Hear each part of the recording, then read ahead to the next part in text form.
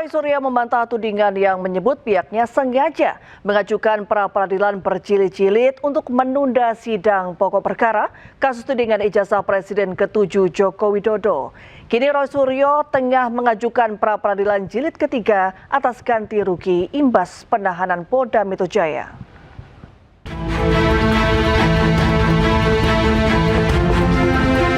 Kuasa hukum Roy Suryo, Refli Harun, menanggapi tuduhan bahwa pihaknya sengaja menunda-nunda pokok perkara kasus tudingan ijazah palsu Presiden ke-7 Joko Widodo. Refli menepis tudingan seusai sidang pra-peradilan ketiga kliennya di Pengadilan Negeri Jakarta Selatan. Ia menjelaskan pra-peradilan merupakan hak yang dimiliki pihaknya. Menurutnya ada kebolehan mengajukan pra-peradilan kembali selama poin permohonan berbeda dan tidak mengulangi poin yang sama.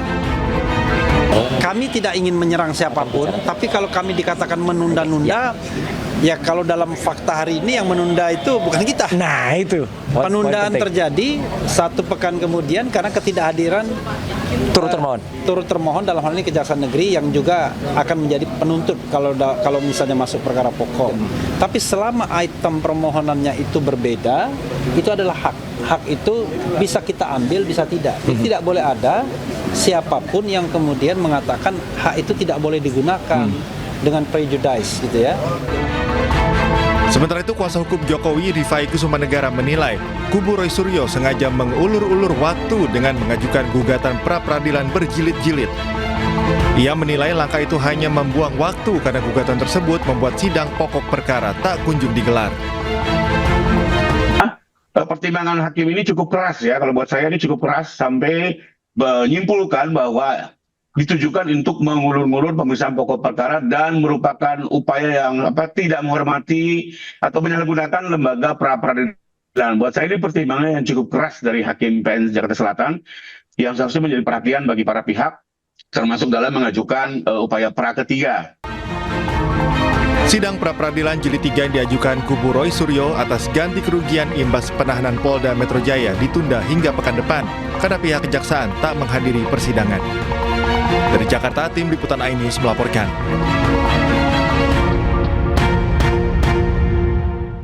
Sidang pra-peradilan jilid ketiga Roy Suryo yang digelar Pengadilan Negeri Jakarta Selatan ditunda hingga 29 Juli 2026. Penundaan disebabkan oleh ketidakhadiran pihak kejaksaan selaku turut termohon. Pengadilan Negeri Jakarta Selatan menunda sidang pra-peradilan yang dilayangkan oleh Roy Suryo terkait ganti rugi atas pengabulan perkara pra-peradilan penggeledahan, penangkapan, dan penahanan dalam kasus tudingan ijazah palsu Presiden ke-7 RI Joko Widodo. Sidang pra-peradilan jilid 3 Roy Suryo ini ditunda hingga 29 Juli 2026 pekan depan. Penundaan disebabkan oleh ketidakhadiran pihak kejaksaan selaku turut termohon dalam perkara tersebut. Untuk itu, Hakim Tunggal memutuskan untuk menjadwalkan ulang persidangan guna memastikan kehadiran seluruh pihak terkait. Hari pertama, ketika pra-peradilan kami selaku pemohon, itu kamilah yang kemudian akan membacakan permohonan kami apa terhadap termohon dan juga terhadap turut termohon. Jadi kami itu tidak bisa kemudian santai-santai. Hari pertama itu hari kita, baru hari kedua besok itu jawaban dari seharusnya termohon dan juga turut termohon. Kemudian kami juga harus langsung memberikan jawaban hari itu juga, yaitu berupa replik dan juga mereka kemudian duplik. Sebelumnya pada sidang pra-peradilan kali ini, Roy mengajukan gugatan untuk menuntut ganti rugi kepada pihak Polda Metro Jaya dan Kejaksaan sekitar 210 juta rupiah atas upaya paksa yang dilakukan penyidik Polda Metro Jaya. Dari Jakarta, tim Liputan iNews melaporkan. Perjalanan hukum Roy Suryo dalam perkara dugaan fitnah dan pencemaran nama baik terkait polemik kehasilan ijazah Presiden RI ke-7 Joko Widodo menghasilkan 2 putusan pra-peradilan dengan hasil yang berbeda. Sidang pra-peradilan pertama Roy Suryo memperoleh kemenangan sebagian, sedangkan pra-peradilan kedua diputus kalah.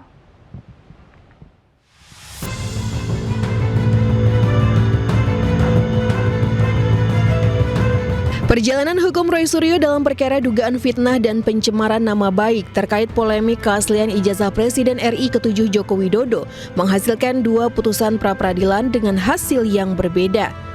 Dalam permohonan pertama pada putusan yang dibacakan 7 Juli 2026, Roy Suryo memperoleh kemenangan Hakim menyatakan penggeledahan, penangkapan, dan penahanan Roy Suryo tidak sah. Dalam amar putusan lainnya, hakim juga membebankan biaya perkara kepada termohon dengan jumlah nihil.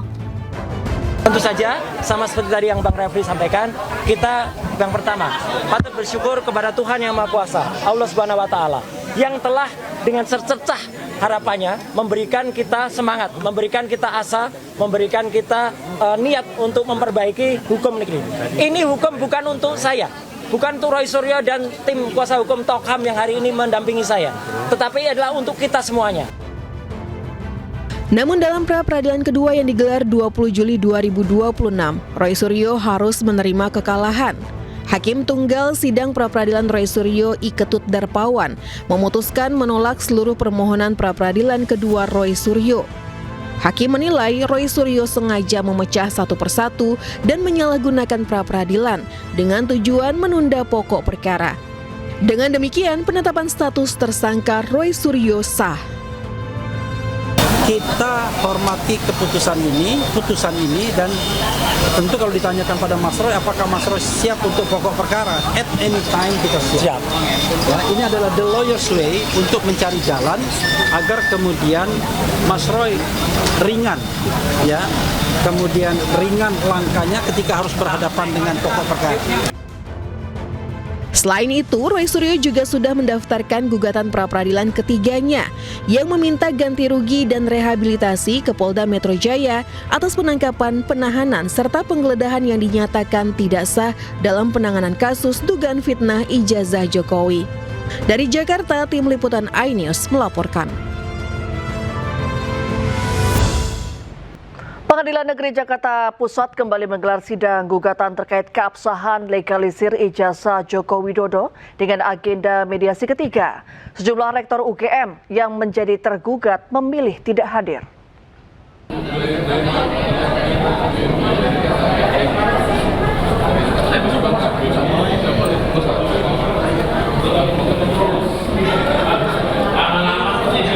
Sidang gugatan terkait keabsahan legalisir ijazah Joko Widodo memasuki agenda mediasi ketiga.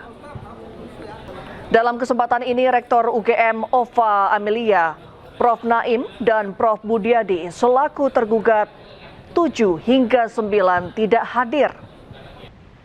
Sikap mereka yang memilih absen baik secara offline maupun online dinilai tidak mempunyai itikat baik untuk menyelesaikan persoalan. Dalam mediasi tersebut, penggugat ingin memastikan apakah tergugat benar-benar pihak yang menandatangani legalisir ijazah Jokowi untuk pencalonan wali kota Solo hingga Presiden RI. Pimpinan fakultas yang melegalisir ijazah. Nah, legalisirnya ada 2 lagi, yaitu Prof. Naim yang melegalisir ijazah tahun 2005, 2010, 2012, 2014, dan Profesor Budiadi yang melegalisir ijazah tahun 2019. Nah, ini saya bisa lagi. Saya lebih concern dengan Pak Prof. Naim karena beliau 4 tanda tangan dipakai dan beliau juga orang tua yang harus kita hargai, hormati. Tersangka fitnah ijazah Jokowi, Roy Suryo menyebut Rismon Syanipar tak layak jadi ahli di sidang ijazah Jokowi karena dulu sempat menjadi bagian dari tersangka. Sementara pengacara Joko Widodo Firman Pangaribuan mengatakan dalam persidangan hal terpenting adalah bisa membuktikan kebenaran. Jangankan soal pasal, apalagi buku. Buku itu mau ditampilkan di mana? Buku itu kalau nanti mau digunakan sebagai barang bukti, sudah nggak bisa lagi, sudah P21, sudah tutup. Rismon, mau jadi apa dia? Jangankan ahli, saksi pun tidak layak untuk dikualifikasi sebagai saksi. Kenapa? Karena dulunya Rismon itu adalah bagian dari yang tersangka. Kemudian mencari penyelamatan diri, dapat RJ, kemudian SP3. Kalau dia masih tersangka, dia kemudian jadi saksi mahkota, menyerang kami, lah itu malah boleh. Tapi sekarang udah nggak tanyakan deh pada lawyernya Jokowi. Jangan-jangan lawyernya Jokowi juga nggak akan pakai ini Rismon ini. Nggak akan dipakai. Udah apalagi kita bahas bukunya. Udah lewat buku pesanan lagi. Ya nggak usah. Jadi pemirsa sekalian, jadi persoalan ini sebenarnya bukan persoalan Pak Jokowi lagi. Ini udah negara. udah JPU dengan para terdakwa. Maka saya harus menyampaikan tentu hal-hal yang terkait dengan Pak Jokowi ya sebatas ketika beliau akan diundang untuk menyampaikan ijazah-ijazahnya aja. Jadi kalau bicara masalah ini ya saya setuju dengan judulnya sebenarnya ya kita masuk ke pokok perkara. Ke pokok perkara kemudian kita membuktikan. Membuktikan apa?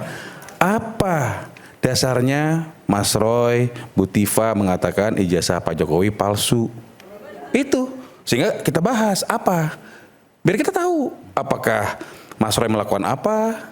Biar jelas pemirsanya, biar juga masyarakat tahu. Sehingga tidak ada twist-twist lagi. Karena persidangan ini, persidangan untuk mengatakan bahwa Mas Roy dan Bu Tiva, sebagaimana tadi rekan Refli menyampaikan, diberikan kesempatan untuk membuktikan penyampaiannya itu benar apa tidak, gitu loh. Pakar hukum pidana Erdianto Effendi menyebut Roy Suryo bisa dijerat dengan pasal pencemaran nama baik dalam kasus dugaan fitnah ijazah, terlepas ijazah tersebut asli atau palsu. Namun Roy bisa lolos dari jerat pidana jika bisa membuktikan bahwa tindakannya tersebut demi kepentingan umum. Yang jadi persoalan sebetulnya bukan masalah palsu atau tidak palsu dulu, itu yang nomor 2 sebetulnya. Yang pertama itu sebenarnya adalah terkait dengan pencemaran nama baik. Jadi banyak orang yang Sebentar. Kalau pencemaran nama baik ya nggak bisa ditentukan kalau tidak ada palsu atau tidak palsu. Ya tunggu dulu. Oke, gimana maksud logikanya? Jadi gini, yang dilaporkan atau diadukan oleh Pak Jokowi adalah pencemaran nama baik atau fitnah. Oke.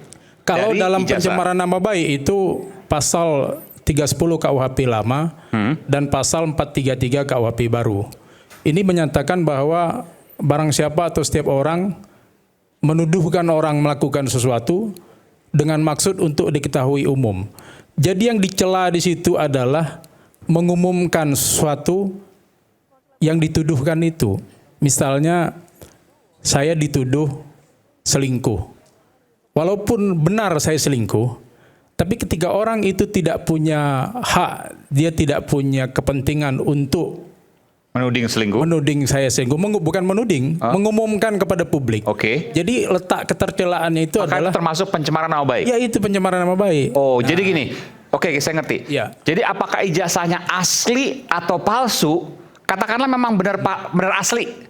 Ya? Benar palsu. Katakanlah memang benar palsu. Ya, lalu Mas Roy mengumumkan itu teriak-teriak salah. soal palsu. Ya. Tapi Mas Roy nggak punya kepentingan untuk meneriakan bahwa itu palsu, maka itu masuk pencemaran nama baik. Iya. Oke. Nah itu, Menarik. itu gini. Palsu ijazahnya mau ngapain lah? Tunggu dulu Mas Roy. 99,9%. Saya 3 jam nunggu Mas Roy. Oke. Saya Jadi 3 jam. sekali lagi ini menarik ya. Kalau memang ijazah benar palsu, lalu Mas Roy menuding, Mas Roy dan kawan-kawan ya, menuding palsu, tapi tidak punya kepentingan apapun, maka itu masuk pasal pencemaran nama baik. Menurut Anda? Dan ancaman pidananya hanya 9 bulan. Tapi tenang dulu Mas Roy. Ada pasal 310 ayat 3 yang menyatakan bahwa kalau tuduhan itu, pengumuman itu dilakukan untuk kepentingan umum atau membela diri, nah itu dianggap bukan penghinaan.